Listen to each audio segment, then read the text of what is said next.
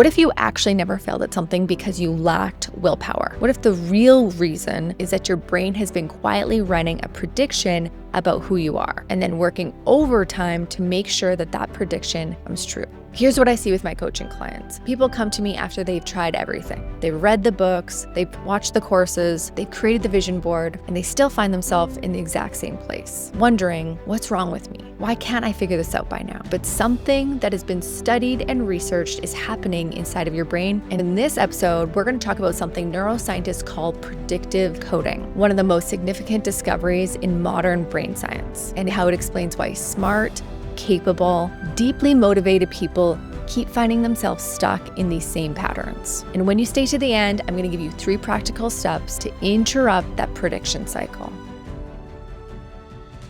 Have you ever set the goal to lose the weight, start the business, finally start the thing that you said you were going to start, and come out of the gate strong, only to find yourself weeks later right back where you started? And the maddening part, you can't explain it because you want the thing, you even know how to do the thing, but something keeps pulling you back. Here's the thing, my friend. Your brain is not a recording device. It is a prediction machine. This is the core idea behind predictive coding, which is a framework developed by neuroscientist Carl Friston, one of the most cited scientists in the world. His work has completely transformed the way researchers understand human behavior. And here's what predictive coding says. Your brain is not passively waiting for information to be given to you from the world around you. No, it is constantly generating a prediction of what it thinks will happen before anything occurs. Then it filters every single piece of incoming information through that prediction. Philosopher and cognitive scientist Andy Clark explains this beautifully in his book called The Experience Machine. And he says that your brain's primary responsibility is not to process reality exactly how it is. Its job is to minimize the prediction error, the gap between what is predicted and what actually happened. So your brain makes a prediction, it compares that prediction to reality, and then it updates the model. But here's what gets really interesting. When that prediction gets built over the years, it can become incredibly difficult to change. And this is where most people get stuck. This is where you see yourself getting stuck. When your identity, that deep down belief about who you think you are, how the world works for you, what's possible for you, what you're capable of. When your identity is built around not following through on the dreams that you have in your heart, that includes quitting, giving up, not following through, and telling yourself, I just can't stick to anything. What happens is your brain starts to predict your failure. And I too know this personally. Years ago when I hired my first life coach, Jen Dean, what's interesting was she never once talked to me about identity. There was no specific framework that she used. She didn't use that language. But what she did in these coaching sessions is that week after week, she was uncovering my limiting beliefs about myself, beliefs that I didn't even realize that I had. And looking back now, we were changing my identity by looking at the stories that I was telling about myself and really exposing the stories that had been reaffirming the old identity, the identity that I'm not smart enough, I can't follow through, I'm not worthy of people listening to me. All of those things got uncovered. And as you can guess, as those stories began to change about myself, I started to show up differently. I started to follow through for myself. And as I was witnessing myself follow through on my own word, every promise that I kept became new evidence to the person who I was becoming. So we weren't just saying new affirmations or just changing thoughts. We were changing the evidence that my brain had available. And as that evidence changed, so did my brain's prediction, which is cool. And that's exactly what science tells us will happen. It's always trying to make that prediction accurate. And again, what I'm always talking about in these episodes is I'm always talking about identity. You can have all of the evidence, but not make that evidence mean anything about you. And then you don't have the new identity. You don't get to keep the result. It's just like my weight loss clients who lose their weight, they get to their goal weight, and then they don't have the identity that I'm a normal eater and I can eat this way for life. And I'm going to keep my weight off for life. They don't have that identity of normal eater, and they will gain the weight back. Their brain has predicted their failure. Their brain is still holding on to past identity, and it wants to keep that prediction accurate. So they will sabotage themselves.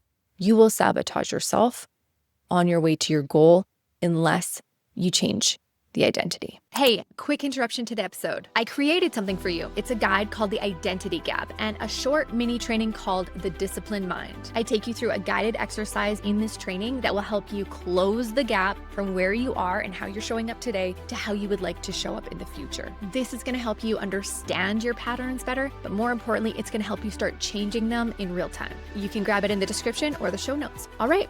Back to the episode. David Robson, in his book, The Expectation Effect, documents study after study that shows that our prediction, our expectations literally shape our biology, our motivation, our energy, even how our nervous system responds. It's measurable, it's documented. So when you finally sit down to work on that goal and suddenly you feel that wave of resistance, the procrastination, that urge to go check your phone or literally find anything else to do, that, my friend, is your brain executing on the prediction. It expected that at some point you are not going to follow through on this. So then naturally we have thoughts that create doubt, confusion, overwhelm, dread, boredom, all of that is going to come up. It does that to make the prediction come true. And the fascinating thing that isn't talked about enough is that your brain gets relief when you quit. So when your brain proves that prediction true, you actually get a sense of, I knew it. Relief comes, even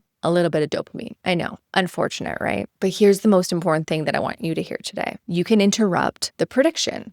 And scientists call this the prediction error. So this is where the moment where your reality does not match up with what your brain expected. And so when this happens over and over and over again, your brain just doesn't feel different. It updates and it rewires the model. This is why it's actually very powerful to make a powerful decision, decide you're going to go after something, and then consciously decide to update that prediction error and rewire your new thinking and your new identity. And for those of you who are watching this and interested in doing this work, I do this with my clients inside of a 10-week accelerator. It's called the Disciplined Mind Accelerator, and you can actually go check it out in the show notes if you're interested in doing this work and working with me for 10 weeks. So every time that I study this concept, I keep coming back to one person in scripture, Gideon. When we first meet Gideon in Judges chapter 6, he's hiding, threshing wheat in a winepress so the Midianites don't find him. His nation is suffering. His people need a leader. And he's kind of showing up like a coward. Perhaps more accurately, Gideon has a very clear prediction about himself. He says, my clan is the weakest. I am the weakest in my father's house. I'm not the guy. That was the model that his mind had been running, built on years of evidence, years of living small, years of him probably telling himself that he's not good enough. And then the angel of the Lord appears. The Lord is with you, mighty warrior. Those are the words that are spoken over Gideon. So Gideon's internal prediction was, I'm weak, I'm insignificant, I'm not enough. But God spoke a completely different identity over his life. And here's what I find so powerful. Gideon didn't immediately feel like the powerful warrior that was spoken over him. He still questioned, he still doubted, he still asked for confirmation. But eventually he acted anyway. He stepped forward in spite of his feelings. He acted in direct contradiction to what his brain expected. So here's what you need to hear.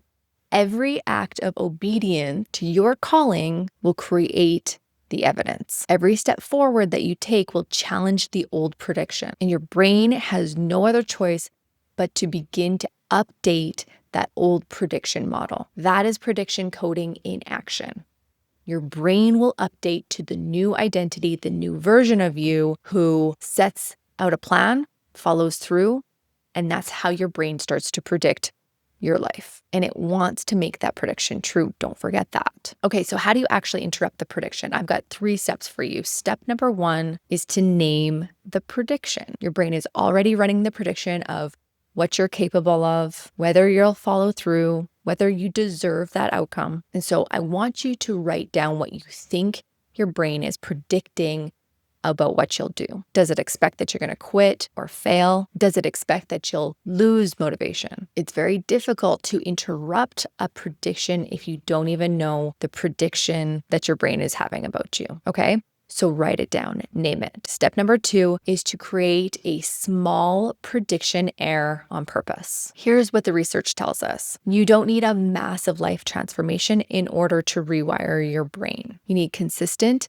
and undeniable evidence that contradicts the old prediction. That's why my clients can have massive transformation and not have this big life-altering change in their life. It's those small changes that eventually will result in such a massive transformation. So small doesn't have to be the end goal, but every single time that you do what you say that you're going to do, you hand your brain new evidence. James Clear talks about this in Atomic Habit. He says that every action is a vote for the type of person that you want to be. And I love that. Every vote, it's a prediction error. Every kept promise tells your brain, maybe my old prediction isn't true anymore. And eventually, your brain has no choice but to update that model. And step number 3, speak to your future identity, not your current prediction. Gideon's brain was running one story, God spoke another story. And the research on self-concept confirms something really, really important. The language that you consistently use towards yourself becomes part of the evidence that your brain is collecting. So stop introducing yourself with your current limitations. Oh, I've just never been disciplined. Oh, I can't follow through. Oh, I could never do that. Oh, I'm just not a morning person. Those aren't facts. Those are just old predictions. Instead, speak of who you are becoming. I'm being grounded. I'm full of self-trust. I'm very intentional with my time. I'm becoming somebody who's very intentional with their time. I do hard things even when I don't feel like it. Make sure you find the thought that you can believe is true about you. All right, my friend, that is it. I hope you enjoyed this episode. If this work resonated with you today, I want to invite you to check out my Disciplined Mind Accelerator. We're going to be uncovering the prediction that your brain has been running for years. We're going to rewire that. You're going to step into your new identity and you're going to go after the thing that is in your heart to do. And of course, if you did like this episode, I would love to hear from you. Please drop a comment below. I love reading them. Let me know, what is one prediction your brain has been making about you your whole life, and one that you're going to work on changing using the prediction error. I look forward to chatting with you next week, and I will see you then. Bye-bye.